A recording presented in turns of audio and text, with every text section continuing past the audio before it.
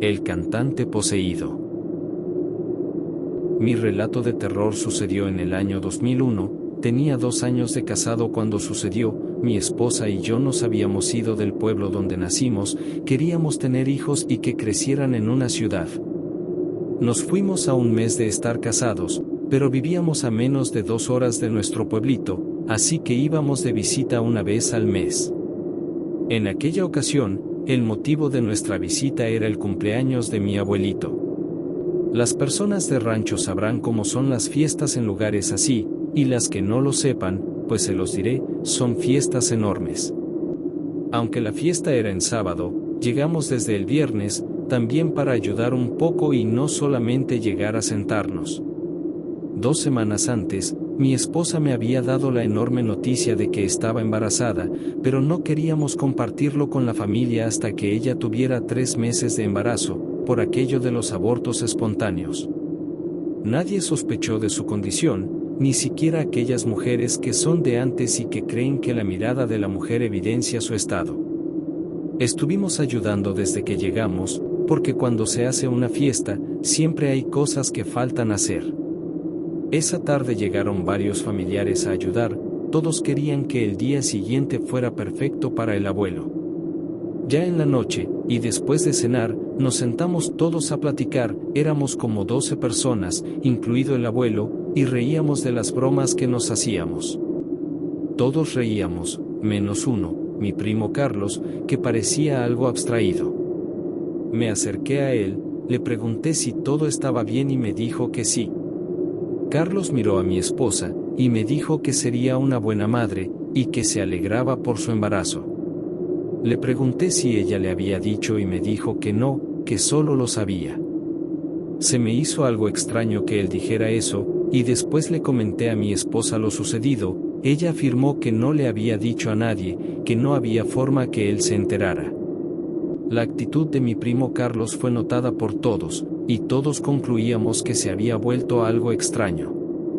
Incluso mi abuelo, que no es de notar las conductas de la gente, lo notó, pero nos dijo que creía que Carlos estaba nervioso por algún asunto de mujeres. A la mañana siguiente nos levantamos muy temprano para continuar con los preparativos, y muchos de los familiares llegaron para ayudar, incluido el primo Carlos. El vaivén de las personas mantenía al abuelo ocupado, no ayudaba mucho por su edad, pero disfrutaba de ver a tantas personas en su casa. Desde que su esposa había fallecido, la familia se había dispersado un poco y apreciaba los momentos en que casi todos se reunían. Él fue quien me hizo notar otra actitud de mi primo Carlos, que al tomar un descanso se había apartado hacia algunos árboles frutales a un costado de la propiedad, y parecía estar hablando con alguien, pero estaba completamente solo. Hay que recordar que era el año 2001, y no recuerdo que hubiera celulares con auriculares. Notamos que Carlos parecía asustarse y replegarse de algo que no estaba ahí. Mi abuelo me dijo que quizás el primo estaba consumiendo alguna de esas porquerías que atontan a la gente. No supe qué decirle, no pude defender a mi primo porque no sabía cómo hacerlo, su actitud de verdad era errática. Después continuamos con la refriega prefiesta, acomodando sillas y mesas, y barriendo la zona de la música y los invitados, recibiendo algo de comida o el pastel, y alguna que otra cosita que salía de repente.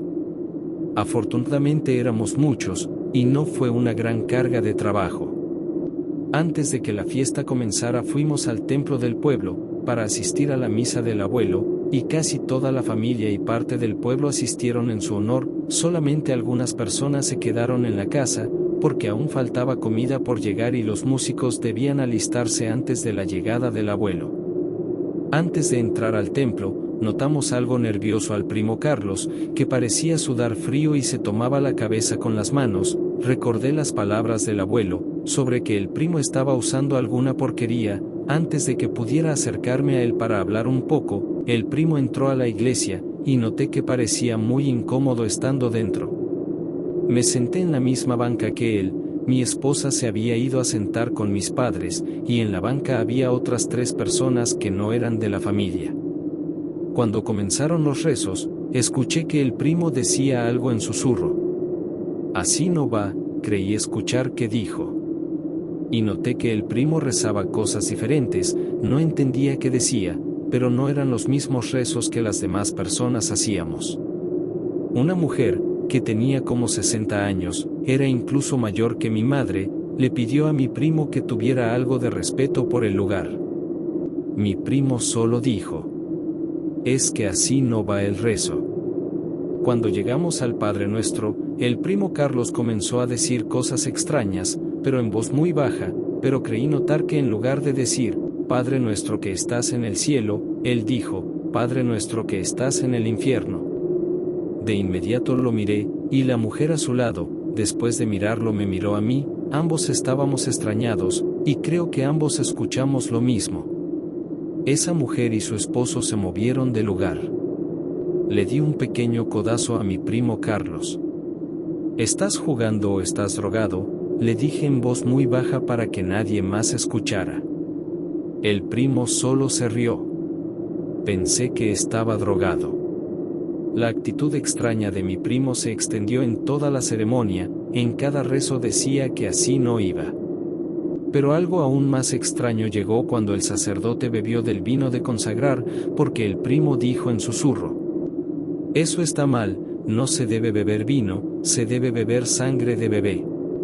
Lo miré de inmediato, pensé que se le había pasado la dosis. Él me ignoró, parecía más atento a señalar en voz baja todos los errores que el sacerdote cometía, aunque ese sacerdote oficiaba la misa tal cual se debía hacer. Al terminar la misa, quise platicar con mi primo sobre su actitud, quería brindarle algo de ayuda por si quería desintoxicarse, pero lo perdí entre la multitud. Me reuní con mis padres y mi esposa, pero no dije nada, solamente quería compartírselo a mi esposa porque no quería que el primo estuviera en boca de todos, aunque por lo que me enteré, ya lo estaba. Los familiares hablaban de sus extrañas actitudes, pero nadie mencionaba lo de la iglesia, nadie de la familia lo había escuchado, con excepción de mí, claro está. No tuve un tiempo a solas con mi esposa para contarle nada.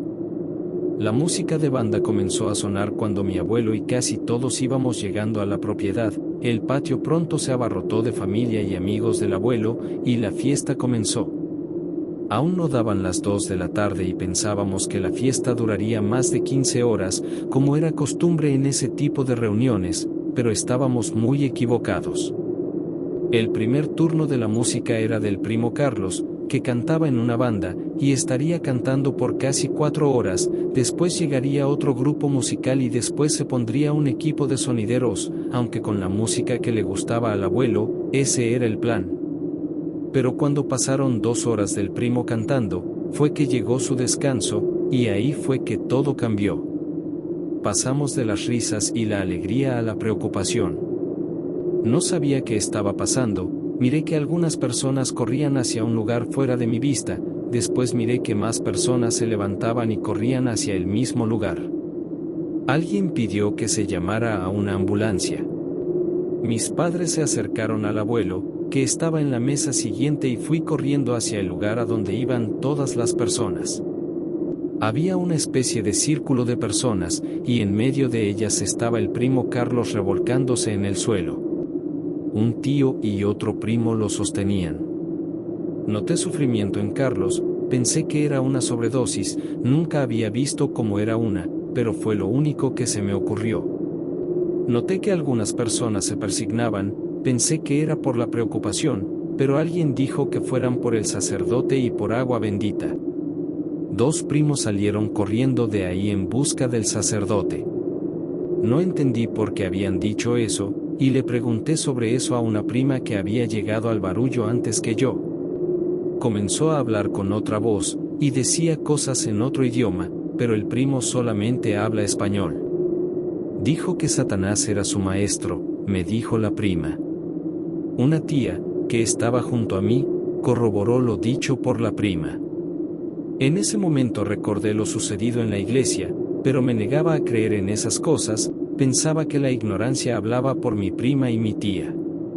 Tal vez está drogado, dije en susurro. En ese momento el primo Carlos se zafó de la sujeción de 2 personas, que eran más grandes que él y más fuertes. Alguien pidió que más hombres ayudara. En ese momento salté sobre mi primo y otros 3 hombres también lo hicieron.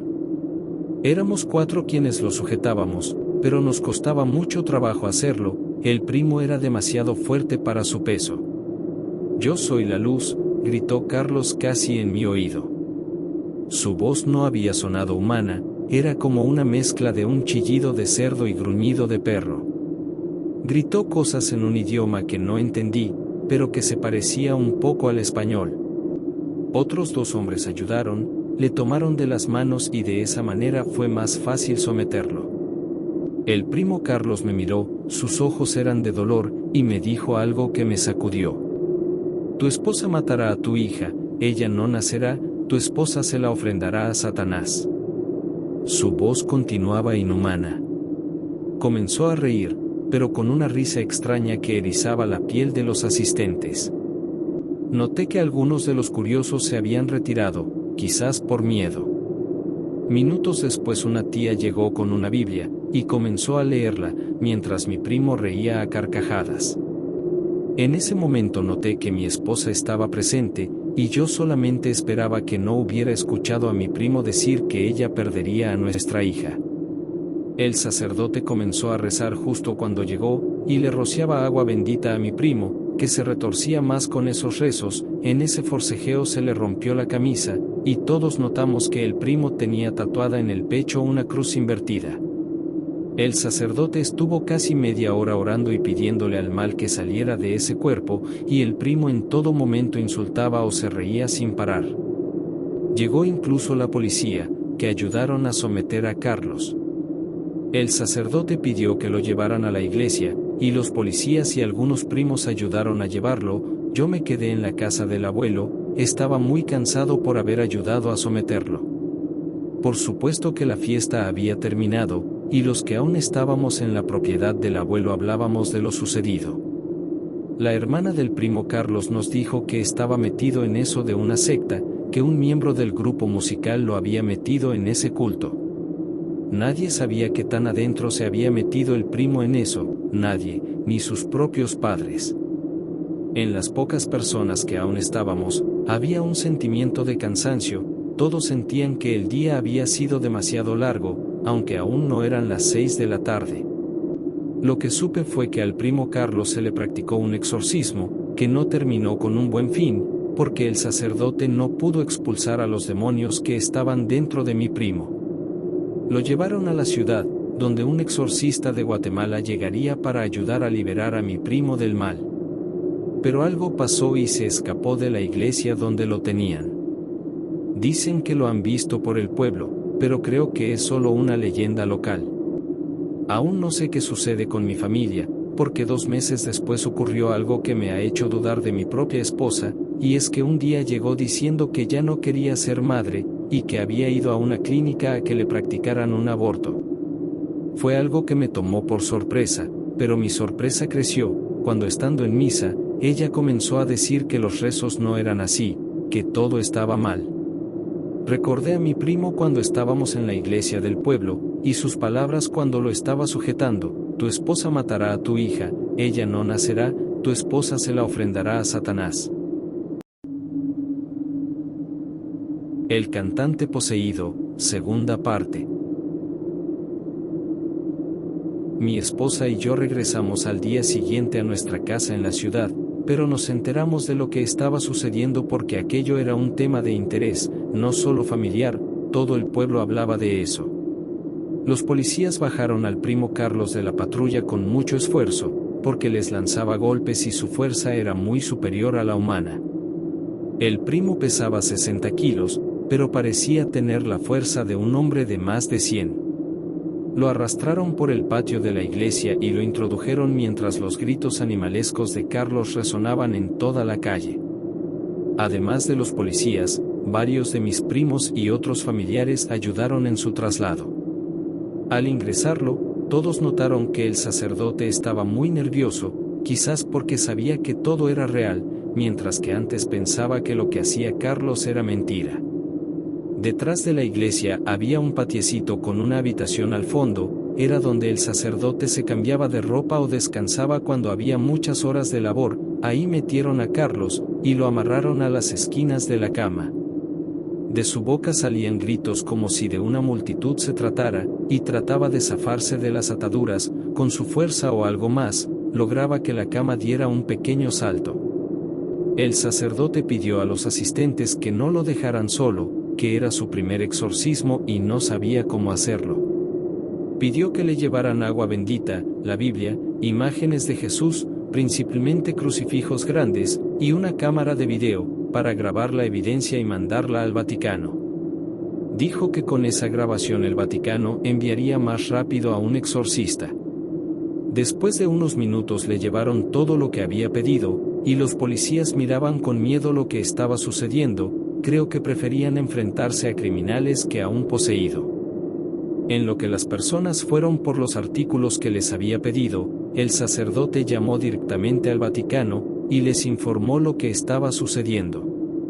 Le informaron que llamarían a la iglesia de la ciudad más cercana para que prepararan un lugar donde practicar el exorcismo. Pero el sacerdote no quiso esperar a que se llevaran al poseído. En un momento de ego, creyó que él podía sacar al demonio del interior de mi primo. Encendió la cámara de video, y los 7 testigos miraron con terror lo que estaba sucediendo.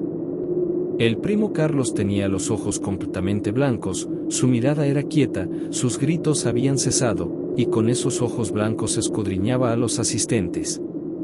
Su respiración se volvió más lenta, como si no necesitara la misma cantidad de oxígeno que las personas normales. A pesar del clima cálido del lugar y de la época del año, dentro de ese cuarto comenzó a hacer un frío que comenzaba a calar en los huesos. En cada exhalación de aire del primo Carlos, un vaho salía, y era acompañado de una especie de sonido gutural que se asemejaba al gruñido de un perro. En el nombre de Cristo, comenzó el sacerdote. Y el primo Carlos lo miró con furia, como un predador a punto de cazar a su presa. ¿Quién sabe qué habría hecho el primo Carlos si no estuviera atado? En el nombre de Cristo, repitió el primo Carlos, después se rió, y continuó. Aquí no está tu Cristo, en este sitio yo soy tu Dios. Y comenzó a reír con esa risa escalofriante que espantaba a todos. El sacerdote temblaba, sabía que lo que sucedía era más grande que sus capacidades. Lanzó el agua bendita a Carlos, pero en ningún momento su piel comenzó a arder, el agua bendita caía a su piel como simple agua. Padre nuestro, dijiste, ¿por qué no continúas, Juan? Le dijo Carlos al sacerdote, que así se llamaba. Aunque afuera aún había sol, ya que era la época del año en que oscurecía casi hasta las 9 de la noche, y apenas pasaban de las 6 de la tarde, adentro estaba oscuro, aunque las ventanas y la puerta del cuarto estaban abiertas. Las luces comenzaron a parpadear, y la cama en la que Carlos estaba parecía vibrar un poco, aunque Carlos no se movía. Los testigos no se movieron, aunque el miedo los invadía, no se movieron, y le mostraron su apoyo al sacerdote. El padre rezó el Padre Nuestro, y Carlos lo repitió una fracción de segundo después que el sacerdote, que después leyó el Salmo 91, pero con ese rezo, Carlos se quedó callado, solo miraba con sus ojos blancos al sacerdote. Al terminar de leerlo miró a Carlos, que le devolvía una mirada furtiva. ¿Por qué no les dices que te gustan los niños? Dijo Carlos con su voz animalesca. ¿Por qué no les dices que te tocas pensando en ellos? El sacerdote no se inmutó, sabía que la bestia dentro quería distraerlo de su labor. ¿Sabes cómo lo sé? Un pervertido reconoce a otro. Yo también me toco imaginándolos. No es Carlos quien habla, dijo el sacerdote. Carlos miró a los testigos, y sacó su lengua como si lo saboreara. Miró a uno de mis primos, a Ricardo. Carlos no lo conocía bien, porque eran de distintas edades. Carlos tenía 19 años, y Ricardo casi 40. Tú, Ricardito, sé que engañas a tu esposa con la mejor amiga de tu hija. El rostro de Ricardo se ruborizó, pero no dijo nada por petición del sacerdote. Estás con ella porque no puedes estar con tu hija, qué mal, porque tu hija quiere que la metas en tu cama. Tu hija te desea tanto como tú la deseas a ella. Y el primo Carlos se rió a carcajadas. Una de las mujeres que le ayudaban al padre con la limpieza entró al cuarto y le informó que en 2 horas llegaría un sacerdote de la ciudad. ¿Te la echas, padrecito? Le preguntó Carlos, y él mismo respondió. Por supuesto que no, ella ya no tiene 8 años, además es mujer, qué asco, ¿verdad? Y Carlos se carcajeó de forma tan tétrica, que la mujer salió corriendo y persignándose. Alguien la vio sentada frente al Cristo del altar, rezaba de forma frenética y sus manos temblaban. Al salir del templo la mujer se llevó varios litros de agua bendita, y dicen que no volvió a entrar a la iglesia por más de 2 meses.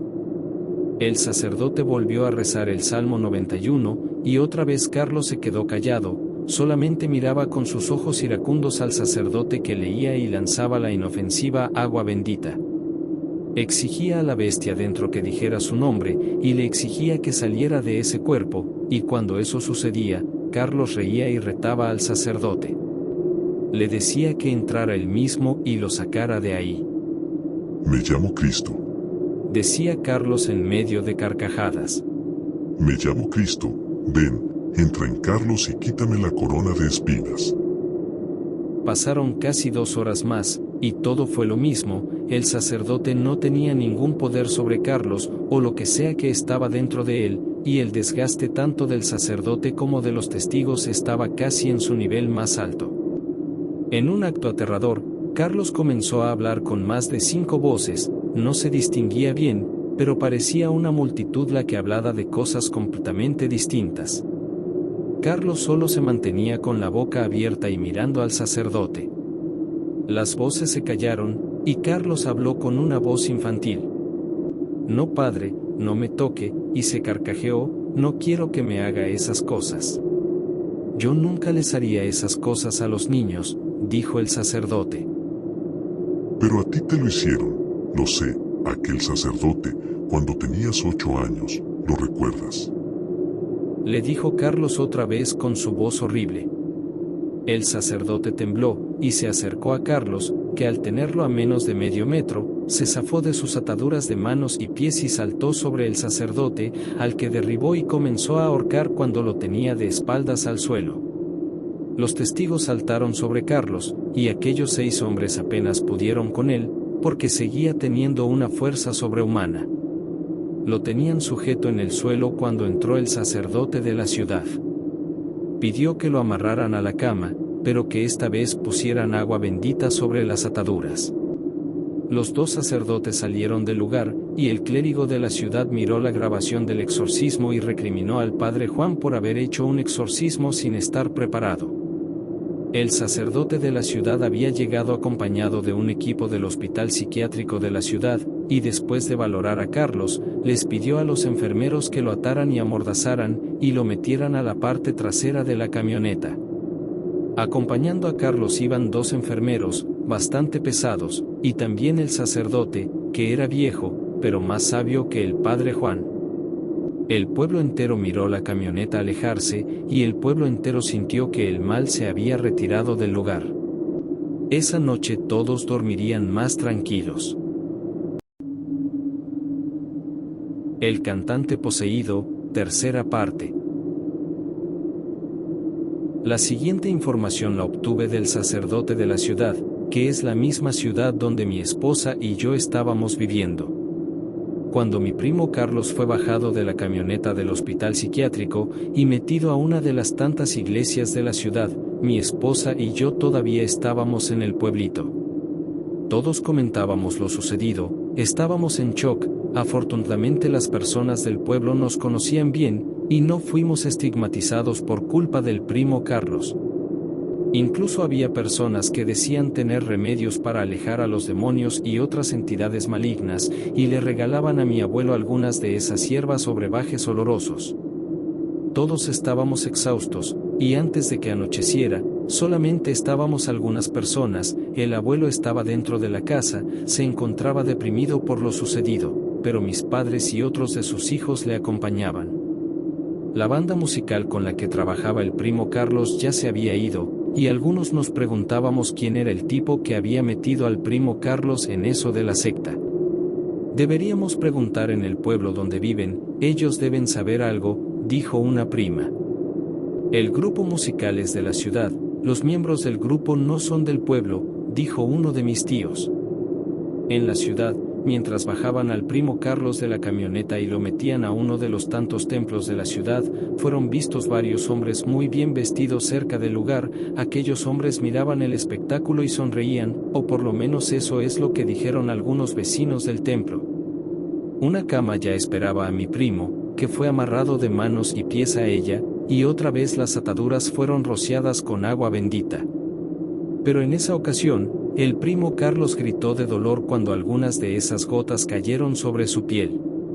No era la primera ocasión en que aquel templo albergaba a un poseído, ya que era el sitio preferido de los exorcistas para efectuar una liberación, porque tenía varias habitaciones en el sótano de la iglesia y de esa manera no afectaban la vida de los vecinos ni de los asistentes al templo. Un pequeño ejército de monjas asistía en los exorcismos, y no se inmutaban ante los insultos de aquellos que no disponían de su propio cuerpo. Y en aquella ocasión, para ellas, fue la misma faena, iba a ser difícil, pero confiaban en el poder de Dios. Una de las monjas era nueva, se llamaba Patricia, la madre Patricia, tenía poco tiempo de haberse casado con Dios, y aquel evento era su primer exorcismo, aunque le dijeron que no sería el último. Carlos, al estar atado en la cama, miraba el andar de las monjas, y notó la mirada temerosa de la madre Patricia. «Escucha, llama a la policía, me tienen secuestrado», le dijo Carlos a la monja joven. «No lo escuches», le dijo el sacerdote a la monja, después que ella se quedó parada ante las palabras de Carlos. «Es la bestia la que habla. Escucha, aquel sacerdote me atacó cuando era niño, y me enteré que a mi hermanito le hizo lo mismo, y le dije que lo iba a denunciar, por eso me trajeron aquí». El sacerdote a cargo del lugar notó debilidad en la monja joven, entonces tomó un frasco de agua bendita, bebió un trago frente a la madre Patricia, y después le lanzó un gran chorro de esa agua bendita a Carlos, que se retorció de dolor. «Escucha», le dijo a la joven monja, «lo que habita dentro de ese joven dirá cualquier cosa para hacerte dudar, pero tienes que ser fuerte, todos aquí te necesitamos fuerte, ¿entiendes?». La monja joven asintió y regresó a sus labores. Pero en el templo no solo había personas pertenecientes al clero, también había personas que vivían en la colonia y ayudaban en distintas labores a la iglesia, pero nunca bajaban al sótano y nunca tenían contacto directo con los poseídos. Dos de esas personas eran la señora Regina y la señora María, que llevaban años ayudando a la iglesia. Las dos mujeres estaban presentes cuando el primo Carlos fue ingresado en la iglesia, aunque no era el primer poseído que miraban entrar al recinto, no se acostumbraban a las miradas blancas de los poseídos, y se aterraron como siempre lo hacían. Cerca de las 10 de la noche, las mujeres se disponían a irse, solamente les faltaba recoger sus cosas, que las habían dejado en una de las habitaciones detrás de la iglesia. Después de tomar sus cosas, volvieron a entrar a la iglesia y caminaron entre el pasillo de bancas. La señora Patricia se detuvo, dijo que había escuchado algo, pero no sabía qué. Pusieron atención, y escucharon una voz proveniente del altar. «Ayúdame», dijo una voz, que parecía provenir del Cristo del altar.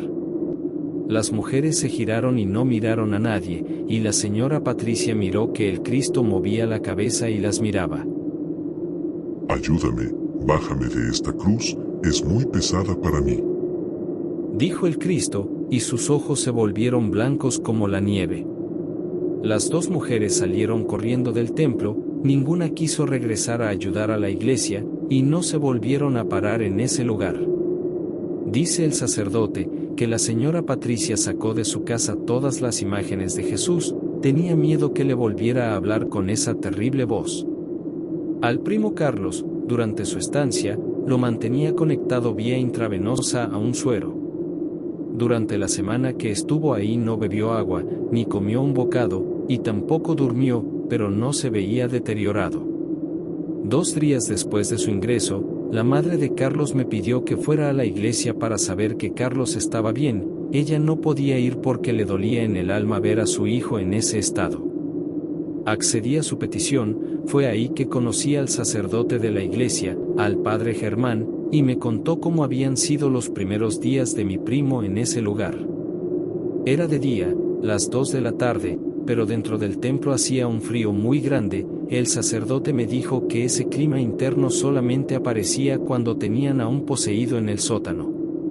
Bajé las escaleras. En ese momento estaba arrepentido de haber accedido a la petición de mi tía, y no sabía si quería entrar a ver al primo Carlos. Me detuve frente a la puerta de la habitación donde lo tenían.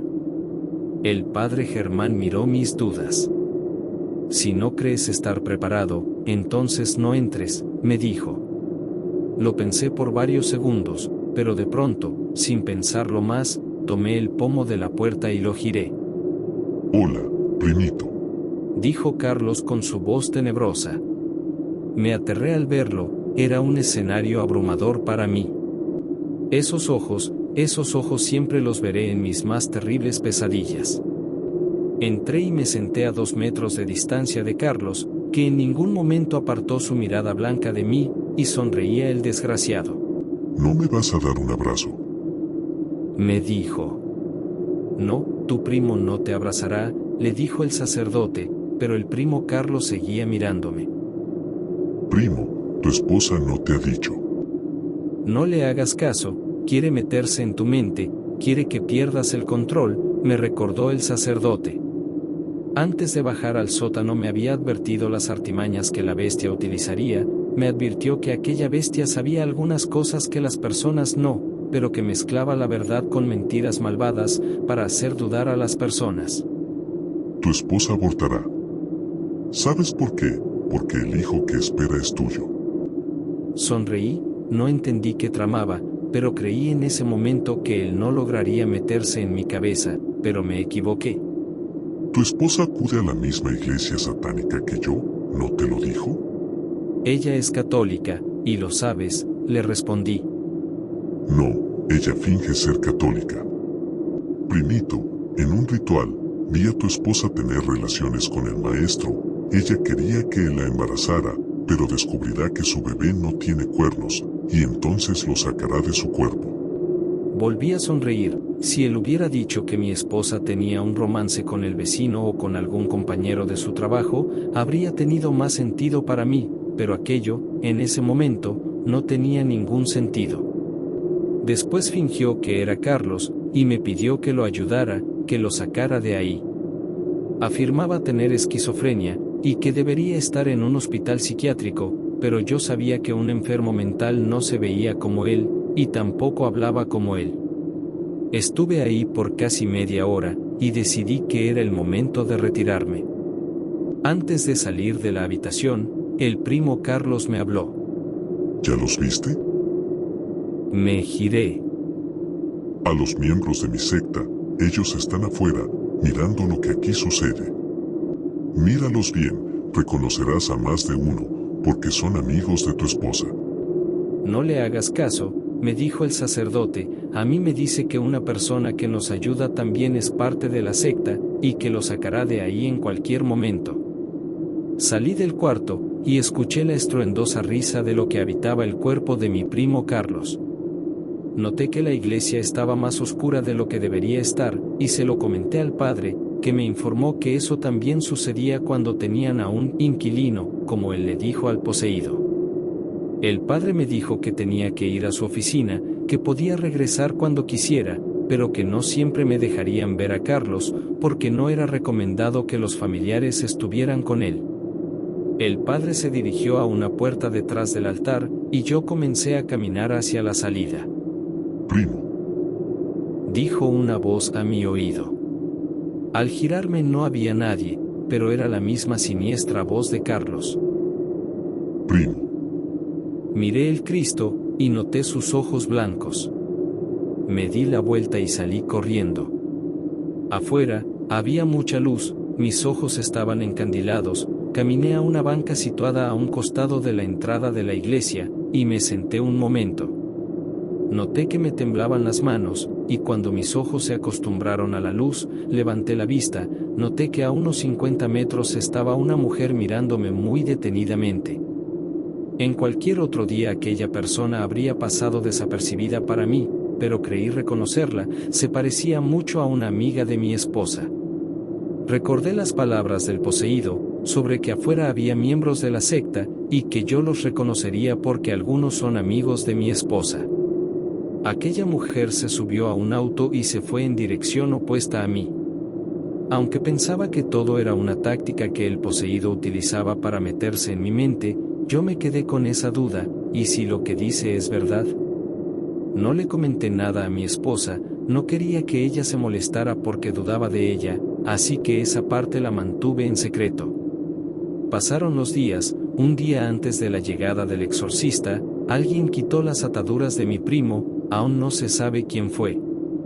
Cuando el padre Germán entró para ver a Carlos, no sabía que las ataduras estaban cortadas, a la distancia todo parecía normal, incluso las provocaciones de la bestia eran las mismas. La madre Patricia estaba rezando frente al Cristo del altar. Patricia, dijo la terrible voz proveniente del altar. La monja levantó la vista, y moró aterrada como el Cristo tenía los ojos en blanco y trataba de zafarse. Patricia, ayúdame a bajar de aquí, que te quiero embarazar. Ella se levantó, y comenzó a caminar hacia atrás mientras miraba aquella escena aterradora. Una persona chocó con ella, la monja se giró, pero no había nadie. Entonces se giró y miró el altar, pero el Cristo ya no estaba, y de entre las bancas se escuchaba que alguien se arrastraba. Patricia, ven, hazle el amor a tu esposo. Ella corrió, y se dirigió hacia la salida del templo. Ahí se encontró con otras dos monjas, y les explicó lo que había sucedido. Una de esas monjas era la Madre Superiora, y le dijo a la Madre Patricia que deberían entrar, porque aquella bestia los quería afuera por alguna razón. Las tres monjas se armaron de valor y entraron a la iglesia, los ruidos extraños continuaban, parecía que alguien se arrastraba, y notaron que el Cristo del altar no estaba. 3 esposas, puedo con las 3, tengo 2 milenios sin tocar a una mujer, tengo mucha energía. Dijo la voz siniestra.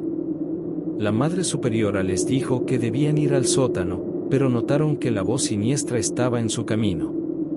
Las tres monjas avanzaron en medio del pasillo, y mientras más avanzaban, el sonido de alguien arrastrándose crecía, y la voz siniestra se escuchaba más cerca. Vengan, y quítense los calzones. Las mujeres se acercaron al origen de la voz, estaba a menos de 1 metro, se escuchaba detrás de un pilar de concreto, pero al mirar detrás de ese pilar, no había nadie. Miren, dijo la Madre Superiora señalando el altar, el Cristo está en su lugar. Supieron que aquella cosa solo estaba jugando con sus mentes, corrieron a la puerta del sótano y la abrieron. Miraron que al final de las escaleras una niña corría lejos de ellas. Debemos ayudar a esa niña, dijo la Madre Patricia. Pero la Madre Superiora le dijo que no había ninguna niña dentro de la iglesia, que era la bestia tratando de distraerlas. Las tres monjas bajaron las escaleras, y en efecto, no había nadie más en ese lugar. Las 4 habitaciones estaban cerradas, y las monjas caminaron hacia la habitación del poseído. Al abrir la puerta, miraron cómo Carlos tomaba la cabeza del padre Germán, que estaba inconsciente y acostado en la cama. Lo acariciaba como una madre acaricia a su bebé. Está durmiendo, no hagan ruido, dijo Carlos. Las mujeres estaban aterradas, aquella cosa estaba libre, y no sabían si el padre estaba vivo o muerto. Las monjas escucharon una voz detrás de ellas. ¿Qué hacen ahí? Era la voz del poseído. Las mujeres se giraron, y miraron a Carlos afuera del cuarto, que con sus ojos en blanco y su sonrisa siniestra le cerró la puerta. Las mujeres miraron la cama, solamente estaba el padre Germán ahí. Carlos se había escapado, y sabían que alguien le ayudó, pero no sabían quién. Yo acudí al lugar, pero no había nada que hacer. Una ambulancia ya atendía al padre Germán, que no recordaba lo que le había pasado, y las 3 monjas estaban desconcertadas y algo temerosas. La búsqueda de Carlos no rindió frutos, nadie lo vio. Vecinos del templo afirmaron que Carlos se había subido a una camioneta negra, donde 2 personas lo esperaban. No volví a ver al primo Carlos. El cantante poseído, última parte.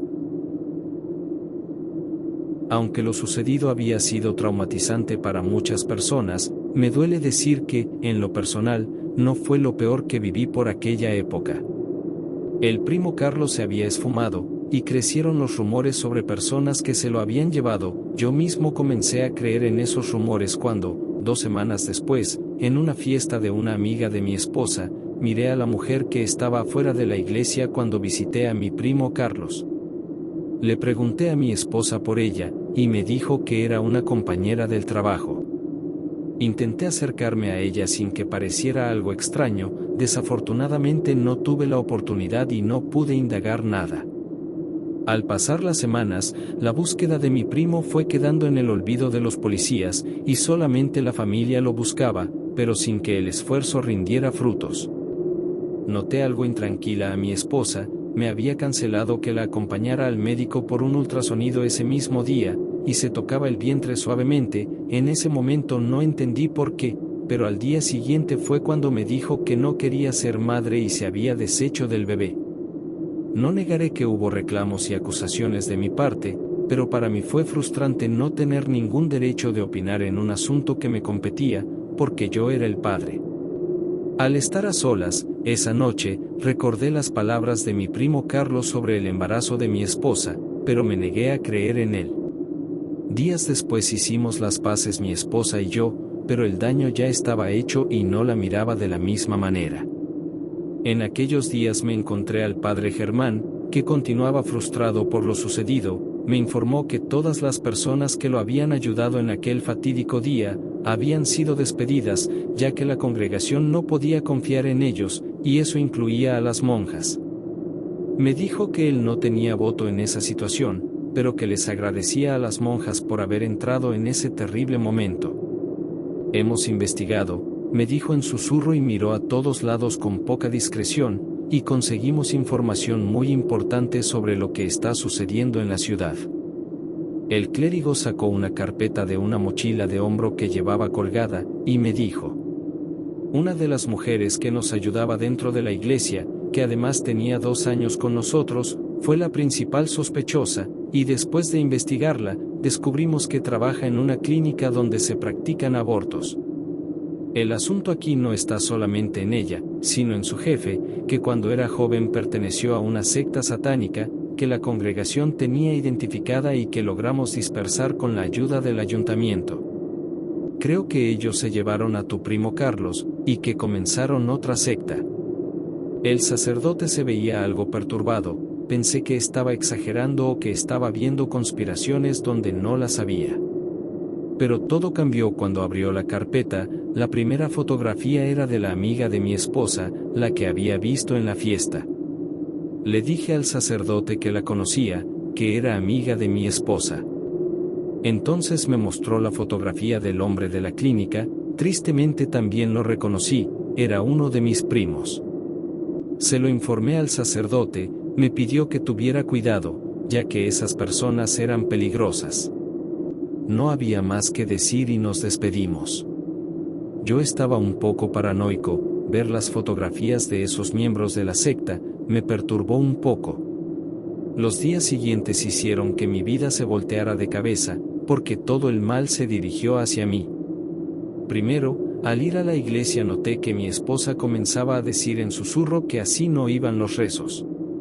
Era la misma actitud de mi primo Carlos antes de su posesión.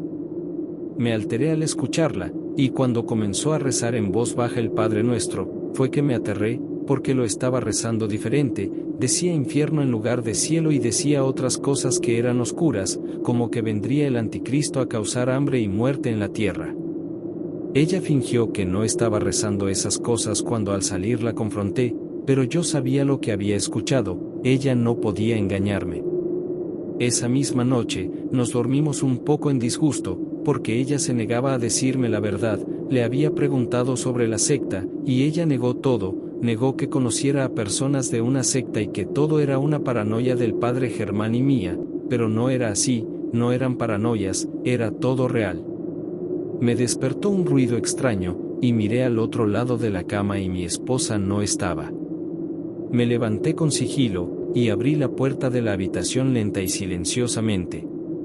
Puse atención en los sonidos, porque aquello que me había despertado era la voz de mi esposa, que parecía hablar con alguien. Por un momento sospeché que hablaba con otro hombre, pero escuché que dijo la palabra, maestro. Salí de la habitación, todas las luces estaban apagadas, pero había un pequeño resplandor proveniente de la sala. Caminé lentamente a la luz, y fue ahí que ella me miró y dejó de hablar.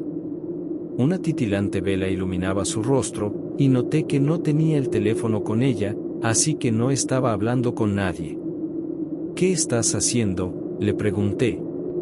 ¿Qué? Lo que pasa es que estaba dormida. No le creí, no había manera que estuviera dormida y despertara justo cuando me miró entrar a la sala. 2 días después otro sonido me volvió a despertar, e imaginé que la historia sería la misma que la otra noche, pero no fue así, fue peor. Hacía más frío que el de costumbre, incluso salía un poco de vaho de mi boca al respirar. Me levanté de la cama y repetí casi los mismos pasos que la otra noche, pero me detuve antes de entrar en la sala, porque escuché muy claramente la voz siniestra de mi primo Carlos. El maestro lo hizo, dijo la voz de Carlos. La voz se detuvo de pronto. Y yo, envuelto en miedo, di un salto dentro de la sala, donde solamente miré a mi esposa, otra vez iluminada con una tenue luz de una vela. Miré a todos lados, y encendí las luces de toda la casa en busca de Carlos, pero él no estaba ahí. Mi esposa me había seguido, tenía una sonrisa burlona que me hizo hervir la sangre. ¿Otra vez estabas dormida?, le pregunté con molestia. Y más me enojé cuando ella me dijo que sí, con ese tono socarrón. Las noches siguientes continuaron así, extrañas. A las 3 de la mañana me despertaban susurros, que al buscar su origen parecían moverse del lugar. Se escuchaban en la sala, y cuando iba ahí se escuchaban en la cocina, y cuando entraba en la cocina se escuchaban en el baño, y yo no sabía si me estaba volviendo loco o si esa era la estrategia, desquiciarme. Una de esas noches, donde el frío calaba en los huesos y los susurros provenían de todos lados, fue que descubrí a mi esposa rezando desnuda en la sala. Tenía pintado en el pecho un pentagrama invertido, y símbolos extraños en todo su cuerpo. Varias luces de velas negras la iluminaban tenuemente, y cuando me miró, solamente sonrió como si aquello fuera algo normal y que parecía enorgullecerla. La encaré, y le exigí que dejara de hacer esas cosas, pero ella reía como si estuviera loca. Me dijo, envuelta en risas, que pertenecía a la misma secta satánica que mi primo Carlos, y que otros familiares míos también pertenecían, y que entregó a nuestra hija nonata al maestro, y que bebió de su inocente sangre en un ritual. Le dije que la alejaría de todo eso, pero ella se rió, me dijo que no quería irse, que ella ahora pertenecía al maestro, y que le había permitido entrar en ella. Tomé el teléfono, le dije que llamaría a la policía, que ellos se harían cargo de esa secta, pero ella me informó que dentro del gobierno había sectarios muy poderosos, que si yo hacía eso, amanecería sin vida en algún lugar de la ciudad. Sus ojos se tornaron blancos de pronto, y me sonrió con la sonrisa más aterradora que había visto. Era peor que mirar a Carlos poseído. Ella de pronto volvió a la normalidad, y me dijo que era hora de dormir. Así, desnuda, se acostó, pero yo me quedé limpiando la sala, y me quedé a dormir en uno de los sillones. Al día siguiente ella se fue al trabajo como si nada hubiera pasado por la noche. Aproveché ese momento para llamar al padre Germán y contarle sobre mi esposa, y me consiguió una entrevista con un exorcista que estaba en la ciudad. El plan era simple, un equipo del hospital psiquiátrico se la llevaría con discreción, y en alguna iglesia desconocida incluso para mí, se realizaría el exorcismo. Pero el plan necesitaba de alguien muy importante, mi esposa, pero ella no apareció, no fue al trabajo y nadie sabía dónde estaba. No la volví a ver con vida. Varios meses después, en un terreno de cultivo en las afueras de la ciudad, fue encontrado sin vida el cuerpo de una mujer, que hasta entonces era desconocida. Tenía signos satánicos tatuados en todo el cuerpo y padecía una desnutrición muy avanzada, estaba en los huesos. Me informaron que aquella mujer era mi esposa.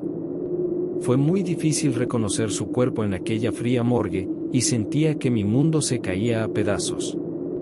El padre Germán me informó que quizá mi esposa había estado poseída desde que se fue, y que su cuerpo no había aguantado más la posesión y se había rendido. Aunque eso solo era una especulación. Después del funeral me fui de la ciudad, pero regresé varios años después. Me informó el padre Germán que la secta sigue haciendo de las suyas, que muchos jóvenes son reclutados y pierden la vida al no soportar las posesiones satánicas. Me gustaría decir que lucho contra esas fuerzas del mal, pero no es así, soy un cobarde que solamente continúa su vida, sin mirar más allá de mi día a día. Fin. Mi amigo no es humano. Mi relato de terror no es mío, le sucedió a mi abuelo. Fue en el año 1946, en el estado de Chihuahua, en un pequeño pueblo ya olvidado por la memoria. Mi abuelo tenía 2 años de haberse casado, no con mi abuela, sino con su primera esposa, que falleció en el parto a 5 años de matrimonio. Eran otros tiempos, y en aquellos años era común que los hombres se fueran a la cantina a gastar la mitad de su salario. Mi abuelo no era la excepción. Para un hombre es fácil hacer nuevos amigos, y en una de esas juergas mi abuelo se hizo amigo de un tipo de nombre complicado, que al parecer era de Alemania. Los apuros que su esposa se llevaba eran de cada semana, pues el abuelo se perdía en la fiesta y el alcohol, y también en una que otra mujer. Como ya lo he dicho, en aquella época, para muchas personas ese comportamiento era normal. Más de una ocasión mi abuelo fue llevado a casa por su amigo alemán, y por supuesto que completamente borracho. Pero su amigo era otra cosa, porque bebía y bebía, y el alcohol parecía no hacerle mucho efecto. Decía que era por ser alemán, que allá las bebidas alcohólicas de verdad eran fuertes. El güerito, como mi abuelo le decía al alemán, había salido de Alemania años antes, por motivos políticos, pues él no estaba de acuerdo con el gobierno alemán de aquella época, pues consideraba injusto que se le criminalizara solo por haber nacido de esa manera. El alemán nunca especificó cuál era esa manera. El güerito era un tipo raro, pues tenía costumbres extrañas, y siempre decía que así eran las cosas allá en su patria. Bebía leche directamente de las vacas, y le gustaba dormir a la intemperie, además de que siempre parecía estar alerta, como un sabueso en busca de un zorro. En una de esas juergas, el güerito y mi abuelo estaban en un bar, y fiel a su costumbre, el güerito trató de conquistar a la mujer de otro. Lo malo de aquellas ocasiones, era que las mujeres se sentían atraídas por él, y eso ocasionaba problemas. El novio de la mujer comenzó a discutir con el alemán, y no bastaron más que unos empujones de un lado y de otro para que el problema escalara, y pronto los golpes entre el güerito y el otro tipo comenzaron a volar. Otros hombres intervinieron en contra del güerito, y uno de ellos le estrelló una botella en la cabeza, pero el güerito no se inmutó, pero al verse rebasado por la cantidad de hombres en su contra, comenzó a correr para escapar, y mi abuelo corrió detrás de él. Mi abuelo estaba muy borracho como para ayudarlo, pero al ser su amigo, si se hubiera quedado se habrían lanzado en su contra. Al estar un poco más lejos del bar, los dos se detuvieron. Mi abuelo comenzó a examinar el cráneo del alemán, pero el güerito no tenía ninguna herida, era como si no hubiera recibido ningún golpe. El alemán se enojó un poco por ser examinado por mi abuelo, y se retiró. Le dijo que no tenía nada porque era alemán, que allá los hombres tenían el cráneo más duro. Mi abuelo no le creyó, pero no pensó que aquel hombre de cabellos rubios fuera normal, solamente era algo peculiar. Semanas después, de regreso del trabajo, el güerito y mi abuelo iban trepados en la parte trasera de una carreta de caballos, y cuando los hombres llegaron a la casa del güerito, que era la primera en el camino, mi abuelo miró que su amigo, al dar un salto de la carreta, se había torcido el tobillo, pero de inmediato se le pareció acomodar, y aquel alemán se alejó caminando como si nada le hubiera pasado. Mi abuelo le comentó a su esposa, que le preguntó si eso había pasado cuando estaba borracho o sobrio. Ambas cosas le respondió mi abuelo. Su esposa no le creyó, pero el abuelo estaba convencido de que aquel hombre europeo no era normal, y por más que aquel hombre le dijera que así eran los hombres en Alemania, el abuelo sabía que eso no era cierto.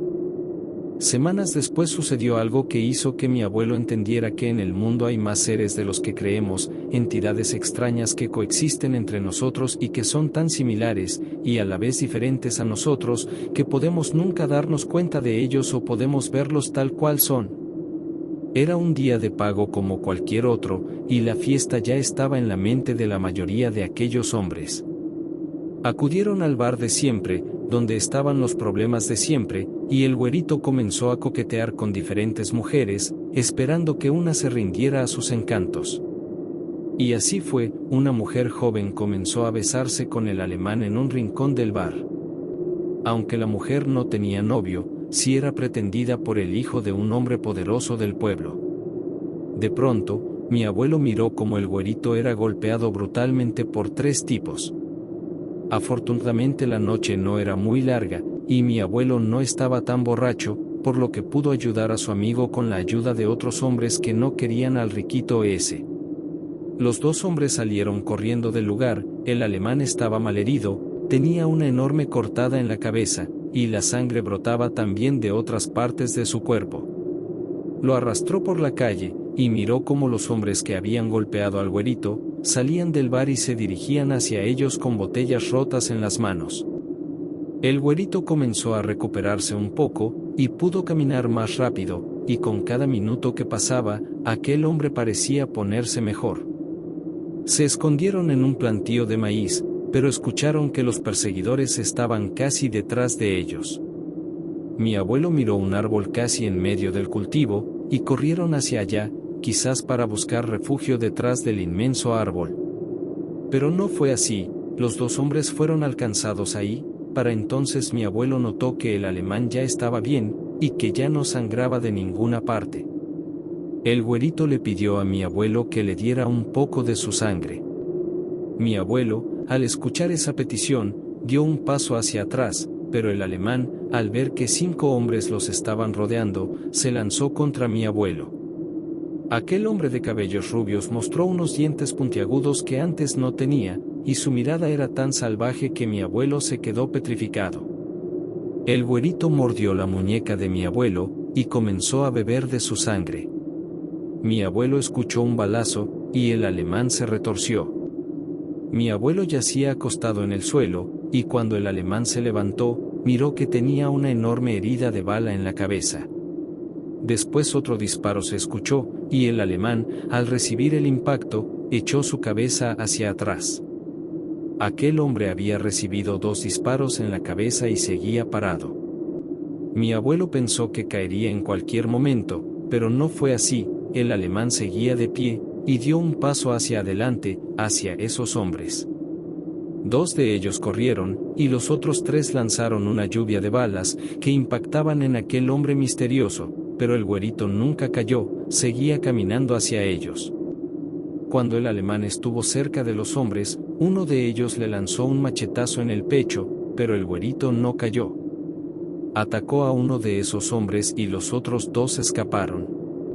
El güerito, al terminar de beber la sangre del hombre al que le había quitado la vida, se levantó y miró furtivamente a mi abuelo, que continuaba tirado en el suelo con un rostro de espanto. El güerito se le acercó, y al tenerlo a menos de 1 metro, le sonrió, casi como si le estuviera pidiendo perdón, pero también como despedida. Aquel hombre, frente a los ojos de mi abuelo, comenzó a sanar de sus heridas, aquellos impactos de bala y aquel machetazo comenzaban a desaparecer como si fuera algún tipo de magia. Gracias por tu sangre, Nos salvó la vida a ambos, dijo el güerito con tristeza en su voz. Mi abuelo continuaba petrificado, no sabía qué hacer o decir, quería irse corriendo, pero también quería hacerle muchas preguntas a ese hombre, o lo que fuera que eso era. El güerito se alejó del lugar, y se perdió de la vista de mi abuelo al entrar al maizal, nunca más lo volvió a ver. Quizá ese hombre regresó a Alemania al terminar la guerra, si es que era de Alemania.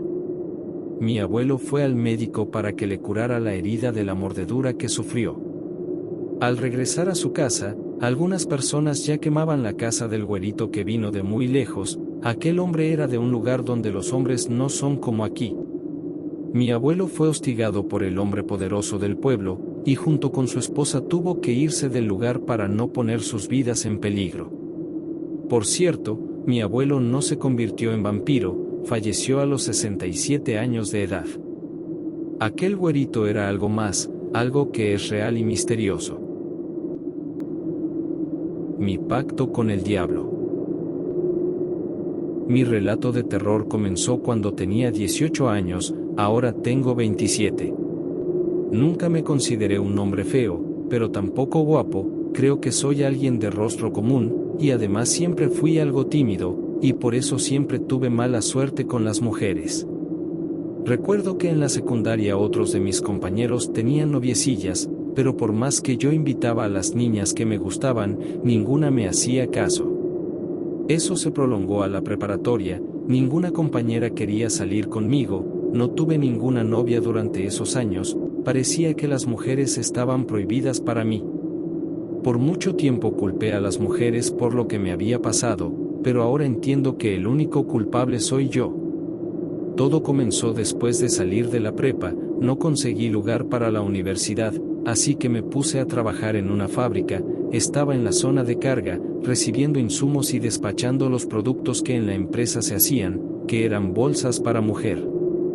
Al salir del trabajo, y después de bajarme del camión y andar con rumbo a mi casa, fue que vi a la mujer más hermosa que jamás había visto, era un ángel sin alas, y quedé enamorado tan solo de verla a la distancia.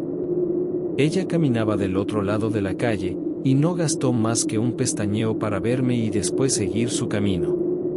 Un pestañeo, ni un segundo me miró, y creo que de inmediato me descartó.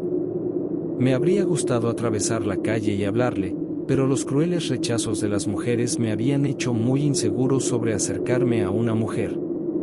Continué mi camino, y ni siquiera miré hacia atrás para ver qué rumbo tomaba, supe que debía olvidarme de ella. El destino es cruel cuando quiere serlo, y conmigo lo fue, y más de una vez. Para mi mala suerte, al día siguiente la volví a ver, y pensé que era aún más bonita que el día anterior.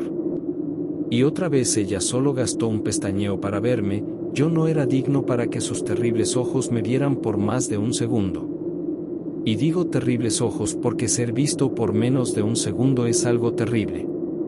Y al día siguiente la volví a ver, y en esa ocasión sus ojos ni siquiera me miraron, ella solo miraba al frente, ajena a mi presencia, a mi existencia. Yo era tan insignificante como un mosquito, y ella era cada día más hermosa. Qué cruel fue el destino.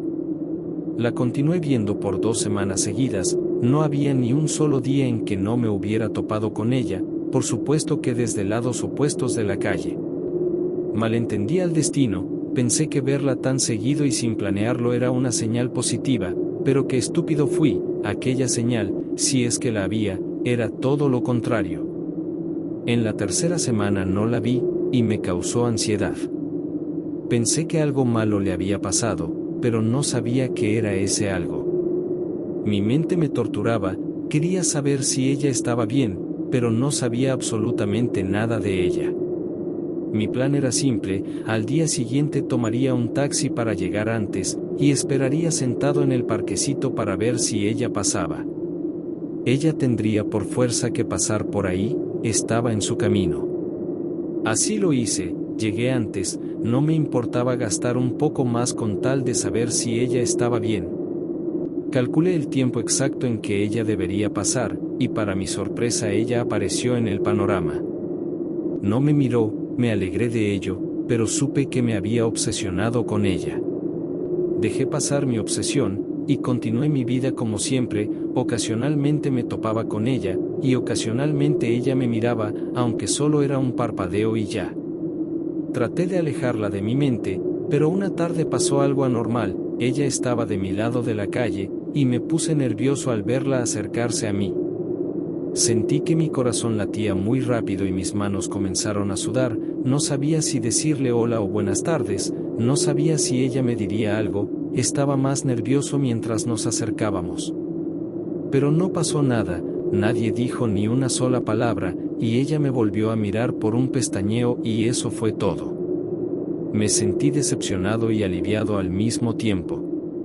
Al día siguiente me adelanté, así es, tomé un taxi, y me senté a esperar a que ella pasara. La vi a la distancia y en ese momento mi vida dio un giro hacia un lugar oscuro y triste, porque en ese momento dije algo que cambiaría todo. Daría lo que fuera para que ella fuera mi novia. Lo que fuera, dijo una voz a mi costado. Sentado junto a mí estaba un hombre de ropas finas, no lo había escuchado sentarse, pensé que era por mi obsesión con aquella mujer. Me miraba con atención, como si esperara que le diera una respuesta. No supe qué decir ante lo que creí que era una broma, pero por su apariencia, de hombre serio y posiblemente de dinero, imaginé que tal vez quería cobrarme por algún consejo para ligar.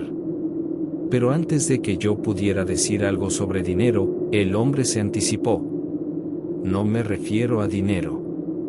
Aunque debía aterrarme porque ese hombre me había leído la mente, no lo hice. Tenía curiosidad, pensé que era de esos tipos como Sherlock Holmes, que pueden casi adivinar lo que las personas piensan tan solo con mirar el lenguaje corporal. Había visto a uno de esos en un concurso de talentos unos meses atrás. Yo puedo hacer que ella esté contigo, me dijo con esa voz profunda que tenía. ¿Cómo?, le pregunté tímidamente. El hombre sonrió, supo que ya me tenía en sus manos. Yo era una presa muy fácil de atrapar. No importa el cómo, lo que importa es el costo. Sonreí. No, no quiero dinero, no lo necesito, me dijo. Dejé de verlo, por un segundo imaginé que ese hombre quería mi cuerpo, pero no era así, aquel hombre quería otra cosa de mí.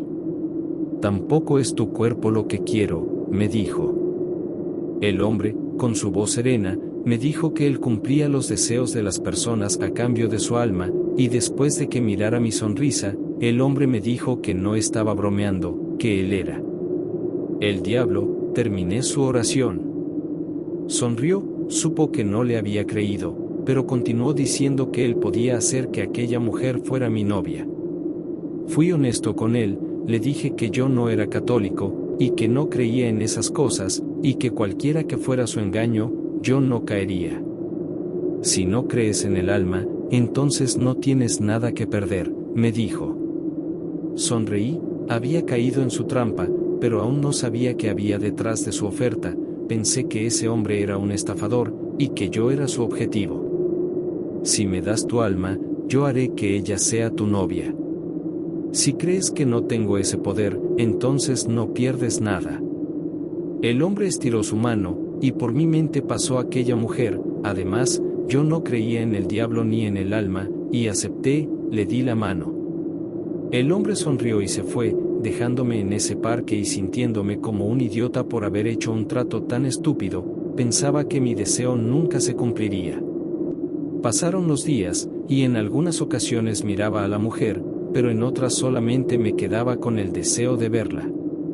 Y a más de 2 semanas de mi acuerdo con ese hombre, fue que todo cambió. Un domingo, cuando al regresar de ir a comprar unos zapatos al centro, noté que había visitas en la casa. Era un compañero de trabajo de mi padre y su familia. Saludé al hombre y a su esposa, después saludé al hijo, que tenía como 15 años, y de la nada salió ella, la mujer que me miraba por poco menos de un pestañeo. Me sonrió y se presentó, se llamaba Irene, y fue muy amable conmigo. Salí al patio, y ella me siguió. Yo no podía creer que ella estuviera sentada junto a mí. Platicamos y descubrimos que teníamos muchas cosas en común. Fue algo que nunca me hubiera imaginado. Antes de irse me pidió mi número de celular, y yo no lo podía creer. Cuando se fue, recordé al hombre del parquecito, y tuve la duda de si ese hombre tenía algo que ver. Tenía dos opciones, una era no platicar con ella y así el trato con el tipo ese nunca se cumpliría, y la otra era no creer que aquel hombre era el diablo, y pensar que el conocerla había sido una coincidencia. Decidí lo equivocado. Platiqué con Irene todas las noches, y después de 2 semanas platicando me pidió que la invitara a salir. Esa misma noche nos hicimos novios. Aquellos días fueron los más felices de mi vida. Ella era perfecta en todos los sentidos, y pensé que ese hermoso sueño nunca terminaría, hasta que lo hizo. Una noche, después de salir del cine, ella me dijo que tenía algo muy importante que decirme. Yo era muy joven para saber que esas palabras, saliendo de la boca de una mujer, siempre significaban algo malo, pero yo me entusiasmé. Conocí a alguien más, y no quiero engañarte, por eso creo que debemos terminar, me dijo. Después de darme un abrazo se fue, y me dejó con el corazón destrozado. Al caminar al auto que mi padre me había prestado, el hombre del parquecito se me acercó de no sé dónde. El tipo me sonreía. Yo cumplí, ella fue tu novia, y tú debes cumplir. Me alejé, estaba muy triste como para soportar las idioteces de ese tipo. Pero de camino a mi casa, algo se atravesó en mi camino, era un bulto del tamaño de una persona, y arrollé al bulto, pero al detener el auto y bajar para brindar ayuda, no había nadie tirado. No supe qué pensar, era algo raro. Seguí mi camino, y de la nada otro bulto saltó sobre el auto y lo volví a arrollar, y al volverme a bajar no había nada. Me comencé a asustar, era algo fuera de lo normal.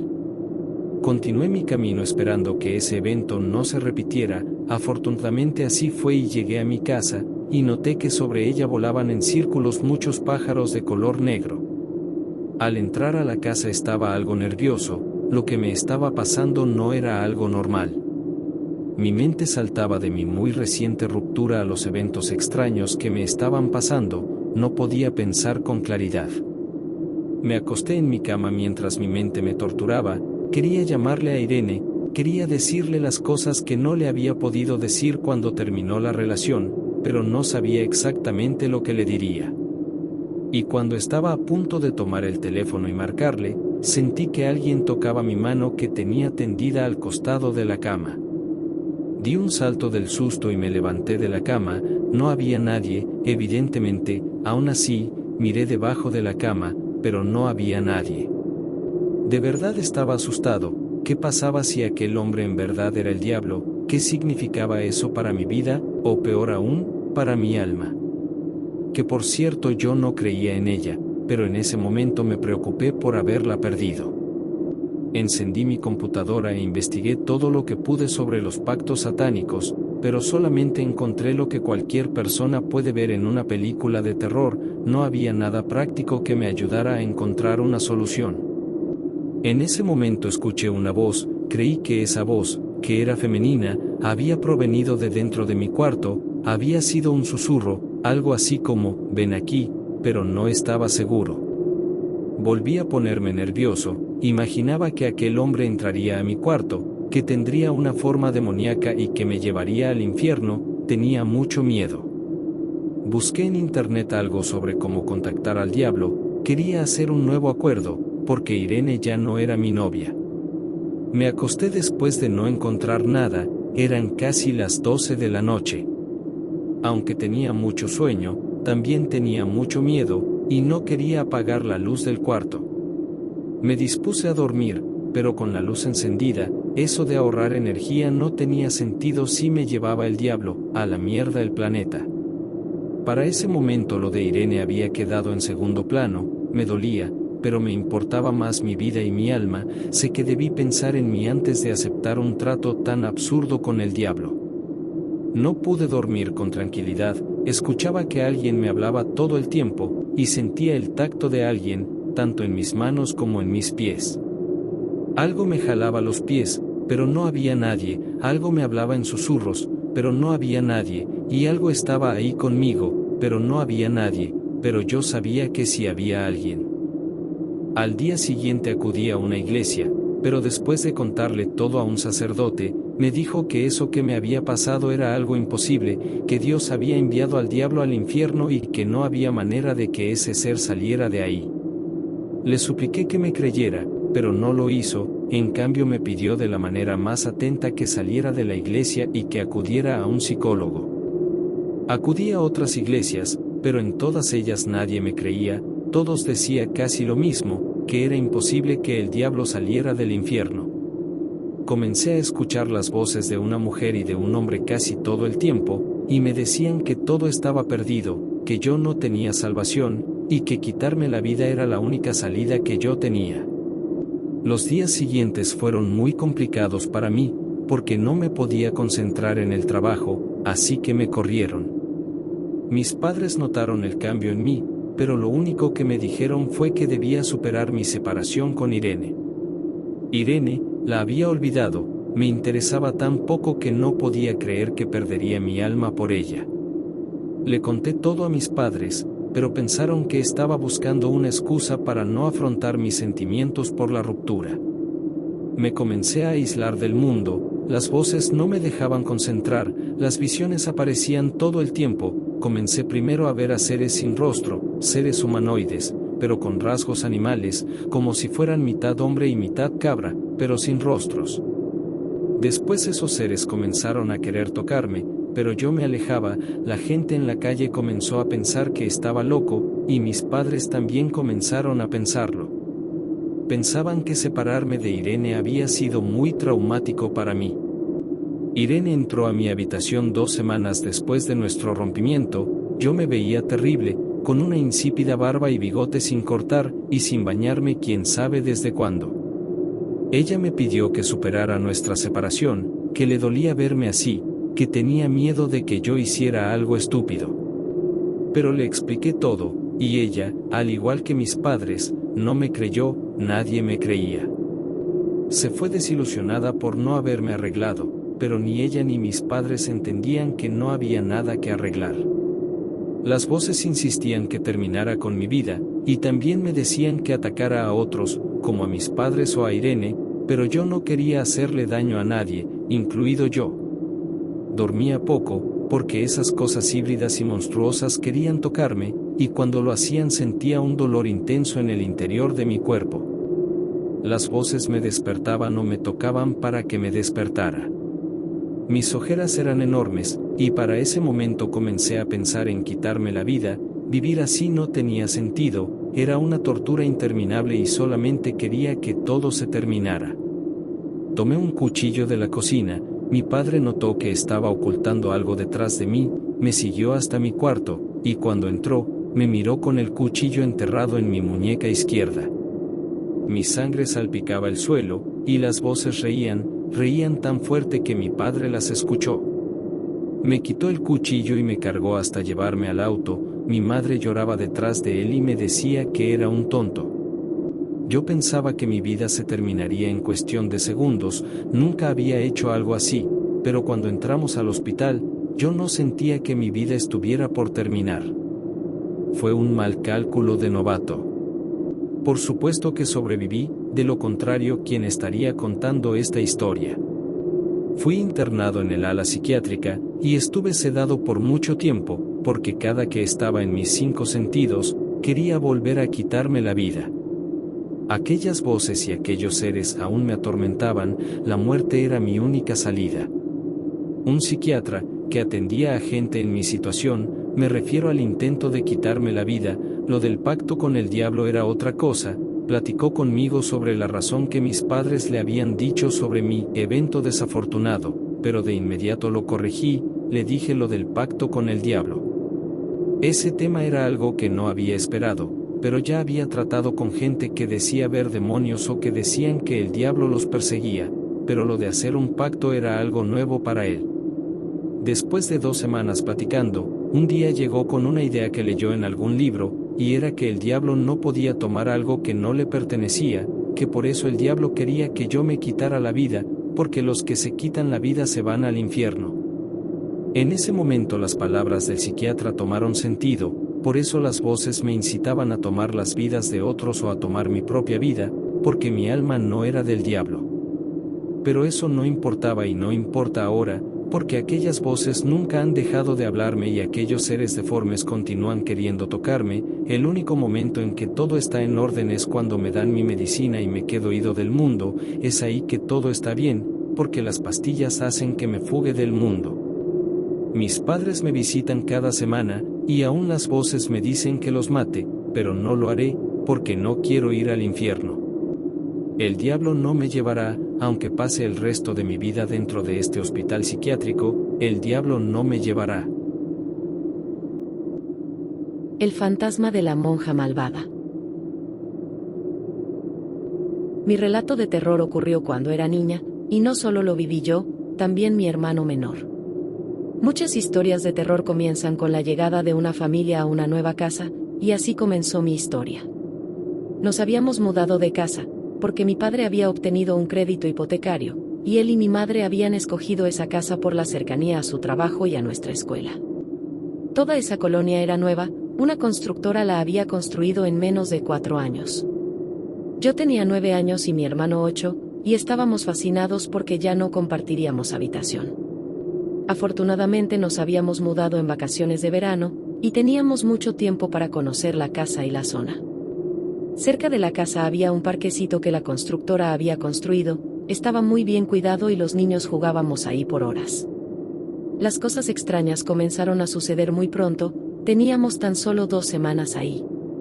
Una noche, cuando recién me había acostado, comencé a escuchar un sonido de pasos, parecía que alguien estaba caminando justo afuera de mi habitación. Me levanté, y me asomé al pequeño pasillo. Las luces estaban encendidas y el televisor de la sala se escuchaba ligeramente, mis padres continuaban mirando la tele. Pensé que mi hermano era quien había estado caminando afuera de mi cuarto. Entré a su habitación, y miré sus ojos cerrados, pensé que fingía estar dormido y le hablé en voz baja, le dije que rompería uno de sus juguetes si no abría los ojos, pero no los abrió y supe que sí estaba dormido. Le pregunté a mis padres si habían estado caminando afuera de mi cuarto, pero ellos lo negaron. Dijeron que no se habían parado del sillón. Regresé a dormir, no tenía miedo, solamente se me había hecho raro escuchar aquellos pasos. Una tarde, después de la escuela, mi hermano y yo estábamos peleando en su cuarto. Eso de pelearnos era un deporte para nosotros, era una especie de forma de decirnos que nos queríamos. En algunas ocasiones yo terminaba llorando, pero en otras quien lloraba era él, y se nos pasaba el enojo en menos de media hora, hasta que volvíamos a pelear.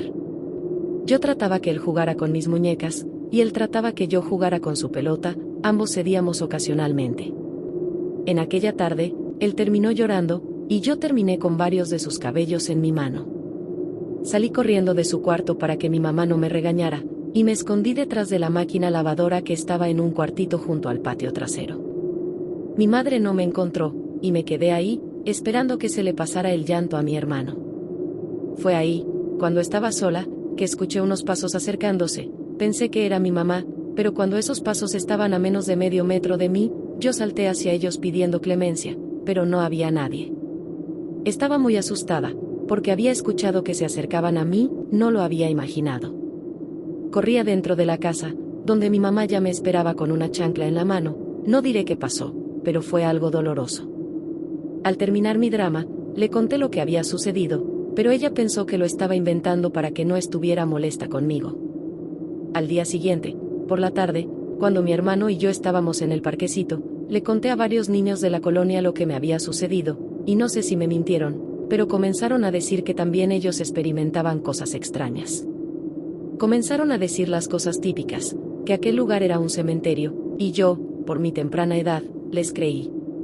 Mi hermano y yo le comentamos a nuestros padres, que de inmediato negaron la revelación que habíamos escuchado. Nos dijeron que antes de ser una colonia era una zona de cultivo. Años después me enteré que eso era mentira, y ellos lo sabían a la perfección. A la mañana siguiente, mi hermano me confesó que durante la madrugada había escuchado pasos afuera de su cuarto, de inmediato le creí. En el parquecito, los niños volvimos a comentar más cosas sobrenaturales, uno de ellos nos dijo que había visto a una mujer con un vestido de monja. Sí, ese niño dijo vestido, y que la había visto caminar y desaparecer en uno de los muros de su casa. Nos dijeron que esa zona era parte de su territorio, que no había casa que se salvara. Uno de los niños dijo no creer en esas cosas, porque nunca había visto nada sobrenatural, y otro niño lo retó a que invocara a la monja, que cuando estuviera en su casa, y fuera de noche, dijera en voz alta que se manifestara. El niño escéptico se mostró temeroso, lo noté en su rostro. Días después afirmó que lo había hecho, pero nadie le creímos. Días después, cuando mi hermano y yo nos volvíamos a enfrentar como dos guerreros, y cuando lo tenía sometido y casi suplicando misericordia, me lanzó una amenaza: si no me sueltas, invoco a la monja.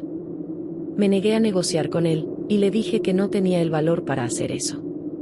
Pero lo hizo. Mi hermano dijo en voz alta: monja, si estás aquí, aparécete. Nos quedamos estáticos por unos segundos, estábamos expectantes y nerviosos. Miré a mi hermano y le sonreí, le dije que nadie lo defendería y que estaba en mi poder. Él terminó llorando y yo terminé castigada y con algo de dolor al sentarme. Mi mamá tampoco estaba dispuesta a negociar. Pero esa noche todo cambió, porque los ruidos en la casa aumentaron, incluso mis padres los notaron. Mi mamá entró furiosa a mi cuarto mientras yo hacía mi tarea, me pidió que dejara de hacer esos ruidos, pero yo no estaba haciendo nada, por supuesto que no me creyó y me castigó. Una noche, de madrugada, las ganas de ir al baño me despertaron. Para ese momento tenía algo de miedo salir de mi cuarto por esas horas, pero apenas eran las 3 de la mañana y no podía aguantarme tantas horas sin hacer. Salí de mi cuarto envuelta en miedo y entré al baño, esperando que al entrar aquella monja no se me apareciera. Pero no fue dentro del baño donde miré algo, fue al salir, cuando apenas había dado un paso fuera de él.